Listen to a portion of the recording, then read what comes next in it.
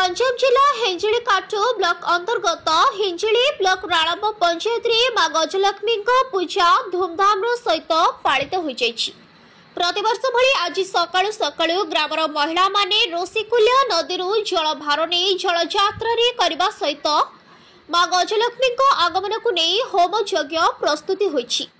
संध्यारे आरती पूजा सहित पूजार्चना हेबार कार्यक्रम रही। सर्वपुरातन पूजा कमिटी पक्षर गजलक्ष्मी पूजा अनुष्ठित होइतिबा बेले ग्रामवासी संपूर्ण सहयोग करिसेंति। हिंजिलिकाटू Shankar Kumar Nayak report news today Odia. Chandan Kumar Das मुझे दिगपहंडी भगवती एठारी माँ गजलक्ष्मी पूजा उत्सव कार्यक्रम अनुष्ठित होउछि। माँ करुणारू आज सकाळ 6:30 समय ग्रामर माँ माने समस्ते कलश यात्रा भाग नहीं एवं कलश यात्रा कार्यक्रम भल भगवती कृपार सरी जापरे देवींकर षडांग कार्य सहित देवींकर जीवन्यास अधिवास आदि कार्यक्रम होगला। वर्तमान भगवती राजोपचार पूजा कार्यक्रम आरंभ हो यापरे विष्णु सहस्र नाम भगवती विष्णु सहस्र नाम हवन कार्यक्रम अनुष्ठित हो।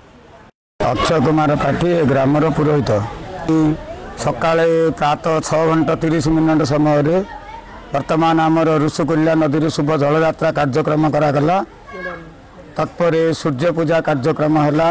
वर्तमान देवतांकर अधिवास कार्यक्रम परिसमाप्ति होइछि। आउ वर्तमान एबे भगवती माँ गजलक्ष्मी षोडशोपचार पूजा राजोपचार पूजा एवं महास्नान हो। तदनंतर आमर विष्णु सहस्र नाम हवन कार्यक्रम रही अछि। 5 दिन चलिबो।